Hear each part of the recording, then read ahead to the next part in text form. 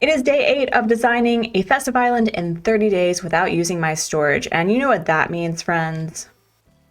It means it's path day. I need to first tell you how proud I am that I kind of continue tinkering with the entrance. It's still very bare bones, but we finally started utilizing cap and end leaf to get a few of the shrubs. And what I've recognized about starting my builds is that I tend to work symmetrically and then start removing things to make it a little bit more asymmetrical but making sense. And the storefront with the surfboard together just looks so beachy keen. I'm very excited, but we are officially a quarter of the way through this challenge and we have a lot of work to do today. It still has the vibe of a very delightful, clean sort of miniature golf course, but we're going to get started with planning out basically the rest of the island and figuring out what to do with a few of the buildings, including this behemoth of a building, the museum. I was super inspired as I was laying things out and just tinkering with how I wanted the sand to interact with the dirt pathing, that I have a lot of space. And what better way to utilize a lot of space than actually using the museum as intended?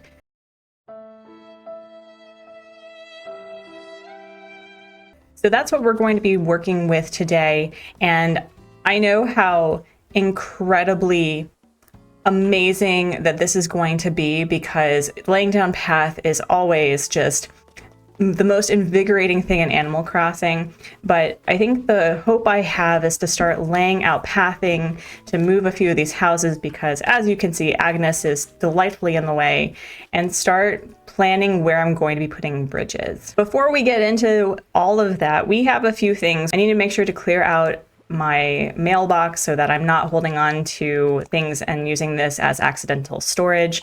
I have been very great at not using my storage, which has been such a pain in the butt to interact with the Able sisters, because as you know, if you buy anything from the Able sisters and you wear things out, you send things to storage. So I've been very good about that.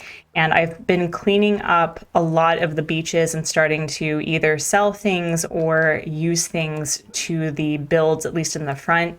And I'm feeling really good about it. I think once I unlocked all the 3-star stuff, I feel a lot better about the pacing for this challenge. I was a little worried. And I do have a lot of days ahead where I do feel that I'm going to be able to fill up a lot.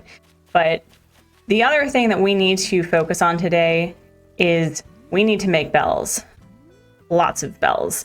Because if we look at the map right here, I have told myself that I'm going to make this island accessible to my villagers everywhere.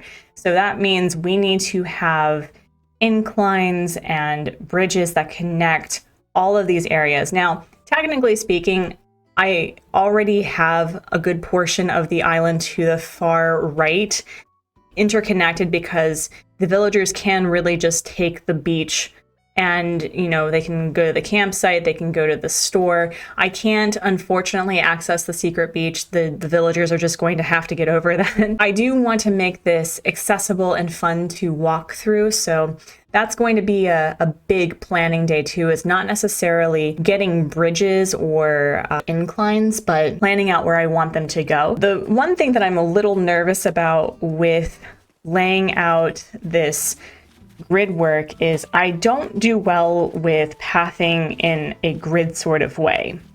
And so if there's any lesson that I have learned with the entrance is I'm going to start symmetrically and then kind of go bananas. But the main thing that I want to make sure to do is place the museum, I think, center right here, and just make this entire area for the museum. I think the easiest way to manage this is to really continue with the symmetry of how I've laid out the roads with the resident services, because what I've recognized, again, because this is a no terraforming, no waterscaping island, I am very mindful of the fact that I can't create bridges in certain places or inclines in certain places because either it cuts off in a certain area or it makes it impossible. I had to move this, for example, from here to here because I couldn't put the bridge right here. That does make it look a lot more intentional and less grid worky, so I am liking that, and I think I'm going to keep the pathing with sharp corners. But yeah, this is a little nerve-wracking for me, that's for sure. You have to really work with your limitations and work with what you have. And I think the first mistake that I'm recognizing is I was planning on doing 3 across either side, so like there's 3 spaces here, but I'm starting to see that I'm actually off by 1.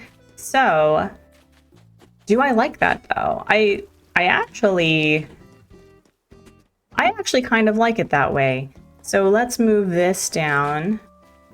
Did I do it for the same for both sides? Nope, I did not. So that means I have to clear out this area. Love that. That's great. It's not going to take much for me to clear off the side anyway, so I'm not as worried about it. It occurs to me that I probably should have cleaned up not only my inventory, but this mess over here. And the rocks are here too. I did cave in and get some Nook Miles items because I wanted to tinker with a few of those. So we have 4 spaces to the dirt path on the left and right, and then north and south we have it with 3. So let's test this. 1, 2, 3, right?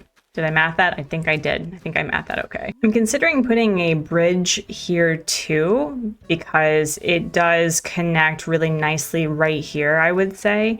But I don't know. I'm still sitting with that. I do want to make sure that I move away from the grid work so that I have more natural areas to work with and play around with. But today we're really just making sure to move the museum, and I'll share with you the idea that I have for the museum's build that I think that's going to take up a lot of space and look really pretty. I have been really enjoying using the sand pathing for not only planting the palm trees, but really just laying out a more beachy coastal vibe, at least in the front of the island. I think I'm going to continue adding more sand patches on the first level, but I think by the second level, it's going to be all green, I think. But it's been a really fun challenge to have this balance with grass and the sand and the dirt together, because I do want to make sure that it looks like the sand is sort of creeping on the grass itself. I have tried to make it look a little bit more natural by curving the corners right here, and I think it's been working. I do need to make sure to add more things like shrubs and trees to really naturefy it, not make it look as polished, or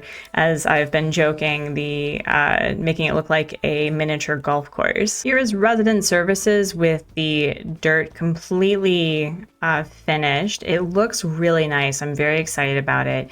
And what I've been really loving about taking my time with focusing on pathing and then just moving on from there is I think it'll give me the freedom to really put emphasis on decorating and keeping the pathing relatively clean. The only concern I have now is I really can't, make this as symmetrical as I'd like to, because if we walk all the way over here, we don't really have access to the other side easily without terraforming. So what may end up happening is I will need to just own the fact that the museum is going to be the main part of this area for connecting to the rest of the island, and just leaving the resident services as the central hub for connecting with other places. I think what I also want to do for here is start moving houses. As I said, I was thinking of doing a neighborhood. For the most part, I think we're going to start with 2 and give them either a shared yard or garden space. And I think another way to really put emphasis of the festivities is to have villagers have like their yard decorated. Checking the museum's dimensions, it is 7 by 4. And I do want to make sure that with the build I have in mind for the museum that we do keep it relatively symmetrical, but the build itself will not be. I am really inspired by, educational institutions doing, festive or holiday based things. And there are various museums and zoos that have these light decorations that, you can go and enjoy the decorations and the music and maybe have a sit down with Santa or crafting or stuff. So I think that's what we're going to do. We're going to make the museum, arguably the most beautiful building in the game, have a beautiful entrance, a very large and extravagant one. It wasn't going to be of the 2 festive builds I had in mind, but the more festive builds I have, the better. We're likely not going to keep this pathing. If we do, that'd be great, but we're just going to count. So 1, 2, 3, 10, 11, 12. Okay, so we're going to do some math, and the math may be questionable.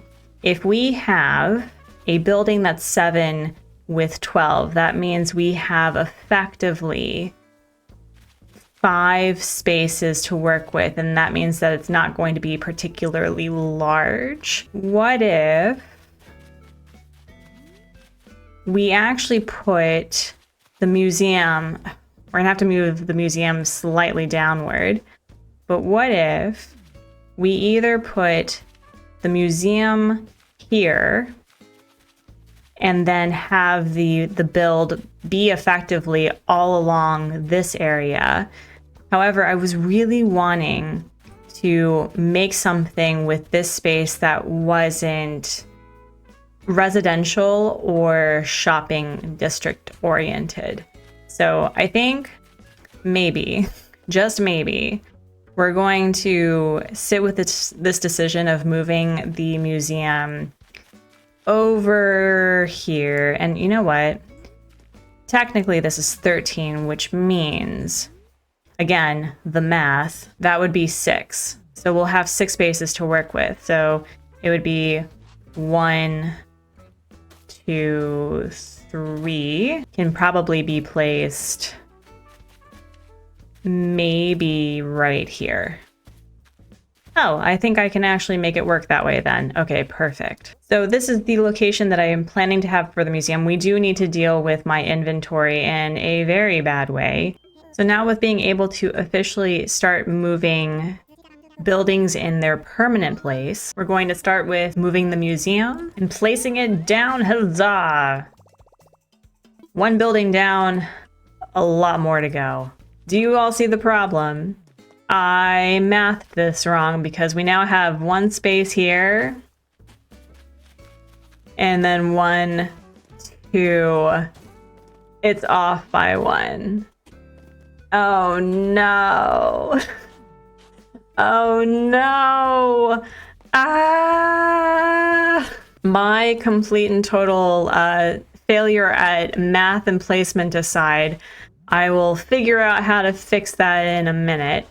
But that's the joy of just Animal Crossing, is that you think you got it and then you don't. While I'm here though, I think we're going to place that. So we're gonna do 1, 2. Can't believe I did that. I'm so mad at myself. All right, so here is where it needs to go. The other main issue is that because this is a 7 by 4 building and the door itself is 3 spaces wide, I need to figure out how to make it sort of kind of make sense. The other option is that I put the museum here and then decorate down. So, okay, maybe I can fix this. Maybe I can fix this. maybe I can fix this. This may be a blessing in disguise because there is so much space back there that can be used for other things. So an option is I can make that the area for Nook's Cranny. Although, as I said, with having a no terraforming, no waterscaping island, I have so much space. I have a lot of space to work with that will likely have a lot of nature transitions. And Nook's Cranny is not where I want it to be because it's in the center. So another option is either I can put Nook's Cranny by the museum, right behind resident services, and then move the tailors to where Nook's Cranny is, and then have it connect that way. So that is an option as well. But I cannot believe that I moved the museum to the wrong place. We just have so much space to work with. And we also have another house that we need to put down. So I think what we're going to do, here's what we're going to do. We're going to start considering where to put homes and things. And I'm not necessarily wanting to make it super symmetrical. I'll be able to use a lot of space to my advantage, and I really need to accept that. So a resident home is 4 by 3.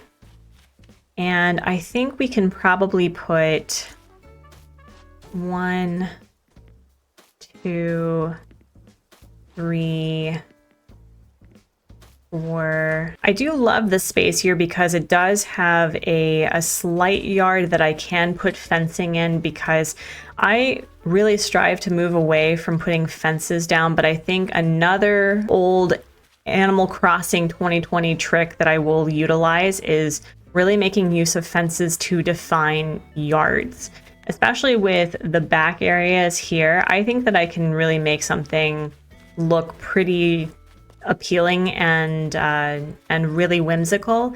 And maybe here we will either what you thinking? Agnes, I can't hang out right now. I'm currently just designing the entire island. But thank you. I hope that doesn't affect our friendship, because Agnes has been my ride or die so far. So an option, getting back to what I was talking about while she's zoomies, is I could put a nice flower area. I could do like a walkway down to the beach so that, you know, maybe these two residences have a private beach area that they can utilize. So that's an option. I'm trying to think of which house I would like to place there. Agnes would probably make the most sense, but I'm wanting to have the houses that look similar be closer together. And her house looks really nice, but it's just it's so dark. Why don't we put Benedict there? Yeah, let's do that. I totally forgot that because I'm moving the museum, I can't move anything, but what I will do is I think we're just going to put down the 10th plot of land and time travel to the next day and see if we have somebody autofill. So we've moved on to the next day and we have a letter from Leaf. I think this is going to be the harvest basket. Oh, it's the veggie basket. That's what it's called. I think that'll add a really nice, I don't know, maybe I'll do a couple of picnics with it. Although the notion of having just raw sugar cane somehow will be very interesting. But anyway, let's see how much I hate this. Yeah, see, even Billy is questioning my life choices. Oh, that is regrettable. That's super regrettable. We're going to move the museum, and I think that's really important because it's going to be really defining for the rest of the space. I do think with all of the space that I have right here, I'm sure that I can either make more of like I can extend the museum back this way. So that is also possible, hopefully. Actually, no, I think, oh wait, no, I can absolutely do that. Oh, okay. No, we are okay with this decision.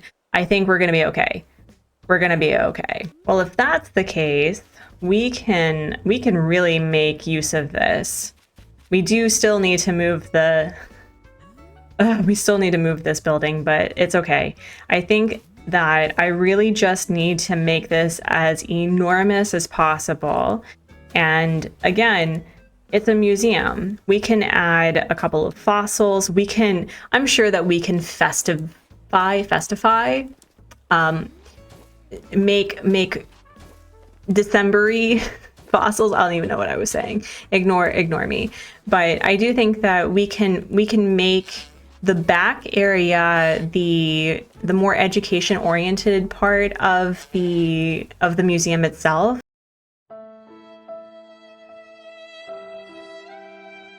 Yeah, that's what we'll do. We'll make the back area, we can do a little farm, a flower garden, because who does not love flowers? Like beaches love flowers, so we can do that. Okay, now I have a conundrum. Do I move this all the way back here so that the museum is, when you look at it, there is just stuff right in front of it? Or do I place it here and extend the back area by removing this? Oh, what a very interesting development for design. Oh man, I'm having a really hard time. I love the fact that the grid work has removed a lot of space back here, so I do have a lot to work with, but I do want to make this really interesting. Another option is that I put the museum right here and then put here's what I could do. I could put the museum right here with the fossils and like the education and all of that. And then the back area is basically all festive. That is another option. So much to think about. So much to think about. Now that I'm thinking about it, the museum being placed where I'm standing, where I put the marking, is kind of in this really happy center of having I do have the ability to have a really big front area for festive decorating and the back being nature oriented. So we do have a lot to work with there. But it really just depends on how I want, do I want to have just like a light show in the front of the museum, or do I want to have it along the edges of the entire area that I've devoted to the museum? I probably shouldn't really worry about that, and I really should just place the thing. Blathers and Brewster must be so annoyed with me. They're like, we literally did this yesterday. But listen, I'm indecisive. I tend to tinker with things. I am bad with math. So you'll have to excuse me that it takes me a couple of times, and it's only 10,000 bells, so calm down. You won't even notice. You know what I really wish that this game did, where, you ask whether or not it's a good spot. I would love to be able to walk around and see what it would look like, even if it's just within this area. I would love to see how I felt about it, because you're pretty limited with what you can see, but we're gonna own it. It's fine. It's fine. And here we go. The museum moved for the second time in one video. Oh my gosh, there's just so much stuff. I keep on running into these items thinking that it'll let me through. So the option we have now is we can put a bridge here. We can probably put a bridge there. Or we can put a bridge here, and it's not really serving me to do that. I want to make sure that the bridges that we do utilize make sense. And I'm kind of actually hoping for this to work for a diagonal bridge. I don't think so though, but I definitely want to have a bridge there. And it's more about connecting this land with over here. What I think we're going to do is we are going to test out whether or not this bridge would look weird. And I think we're going to sit with the wooden bridge. It's more expensive, I know, but it's one of my favorites. All right, so on a scale of 1 to I hate it, how much am I going to hate it? I actually don't hate it. Ooh, all right, we're going to hold on to this. I was a little worried that for some reason the bridge edge would hit with the side, like the dirt that's coming along upwards. I don't even know what I'm trying to say, but you know what I mean, right? That doesn't look bad. Yeah, we'll own that. Okay. All right, I'm feeling pretty good about this. I'm feeling pretty good about this. Yeah, this will open up a really nice area too. And my hope is to connect this bridge with this bridge right here, but at some point we're probably going to go off pathing because this is going to be the campsite and we're going to be using the sand pathing to just create a border really for for using the grass specifically as pathing itself. But I am really feeling good about this heading.